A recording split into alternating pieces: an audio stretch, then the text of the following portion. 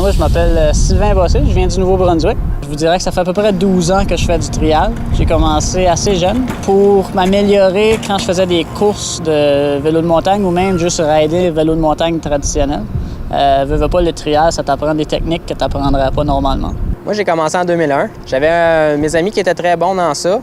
Puis on commençait à trouver ça de plus en plus compliqué d'avoir à se déplacer à la montagne, faire du vélo de montagne ou aller faire de la descente, l'entretien, le coup des vélos. On s'est mis à faire du trial. Comme vous voyez, c'est plus facile aussi. On peut faire ça dans un stationnement en sortant de chez nous. C'est vraiment pas compliqué. Vous allez voir même dans la vidéo que moi et Fred, on va faire la même section, mais complètement d'une autre façon. Ça, c'est vraiment, ça vient du style. Il y a du monde qui sont plus trial traditionnel. Le trial traditionnel, c'est un sport que le but, c'est que tu mets aucun pied à terre. Tu te roules, tu commences au point A, tu te rends au point B, tu mets jamais ton pied à terre. L'autre forme de trial, c'est du trial street, disons qu'on appelle, du urban. Ça, c'est plus des tricks, un 360. En compétition, le gars, il fera pas un 360 pour sauter tout en bas d'un mur de 6 pieds. Il va le faire de la façon la plus sécuritaire qu'il peut faire pour pas mettre un pied à terre. En street, c'est qui va faire la plus grosse trick, un peu comme le BMX. Puis les deux sports se mêlent de plus en plus. Puis Fred a mentionné Danny McAskill, ça en est un que vous allez voir, la ligne est un petit peu... C'est-tu du trial, c'est-tu du BMX? De plus en plus, c'est vers là qu'on s'en va, surtout en Europe, en Angleterre. Au Canada, on est connu un peu pour ça.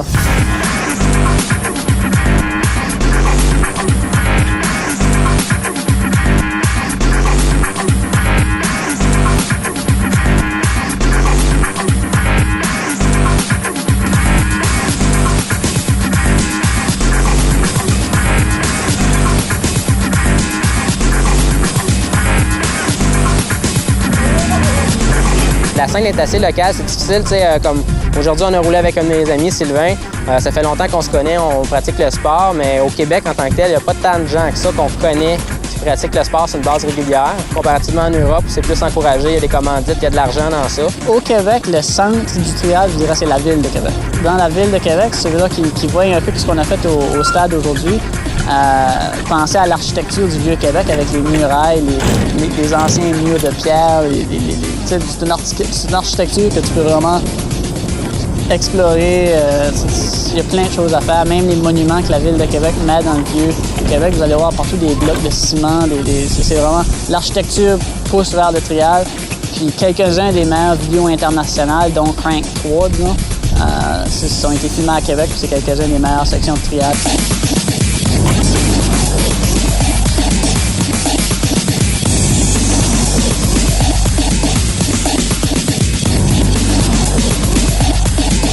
Je pense que comme dans n'importe quel sport, l'idée c'est la motivation. Une fois que tu es capable de te craquer toi-même à sortir de chez vous, à pratiquer puis en faire. Si tu es capable de trouver des amis avec qui tu peux t'entraîner, ça t'aide à monter le niveau un petit peu, te donner des challenges l'un envers l'autre. Fait que c'est toujours bon. Je te dirais que comparativement à d'autres sports, vu que c'est beaucoup plus technique, ça prend plus de temps avant de débloquer. Mais une fois que tu commences à comprendre les principes d'équilibre, de freinage, être capable de se tenir sur les roues arrière, des choses comme ça, là, ça débloque. C'est juste une question de le courage que tu as pour aller toujours plus loin en repoussant les limites, toujours en restant sécuritaire pour éviter de se blesser. Pour apprendre les premières tricks en vélo trial, disons la trick de base trial, c'est sauter sur la roue de arrière. C'est certain que sauter sur la roue de arrière, c'est une chose qui m'a pris un été. C'est une des raisons qu'il n'y a pas beaucoup de monde qui font du trial. C'est en cause que c'est un sport que ça prend quelques années même avant que tu te rendes à un point que tu peux vraiment commencer à rouler avec du monde que ça fait longtemps qu'ils en font. Tu peux faire les mêmes trucs, tu peux aller des mêmes modules que les autres peuvent aller.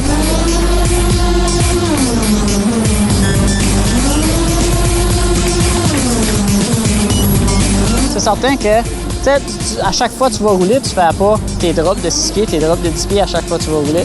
Souvent en trial, ce qui est une raison pourquoi c'est un sport qui est vraiment accessible à n'importe qui, les gars de trial, on va trouver un bloc de ciment de 6 pouces de haut, 1 pied de large, puis on peut s'amuser des heures dessus à trouver une nouvelle façon de passer par-dessus, trouver une nouvelle façon de atterrir roue d'en avant, roue d'en arrière, faire un spin 360, 180. Il y a tout le temps quelque chose que tu peux imaginer sortir ta tête pour pratiquer. Quand j'ai commencé le trial, c'est une évolution souvent avec le monde que ça fait des années qu'ils en font.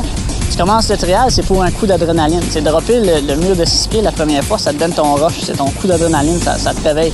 À cette heure, le trial, pour moi, c'est quand je suis trop stressé, quand je pense trop à l'ouvrage, je m'en faire du trial, ça me décompresse, ça me relaxe. Tu fais ce drop-là, on dirait que tu penses plus à rien. Il faut que tu te concentres tellement que c'est juste à ça que tu penses, ça te permet d'oublier tout ce qui se passe dans ta vie. Fait que c'est une évolution qu'il y a gros de monde qui ça fait longtemps qu'ils en font, qui remarquent.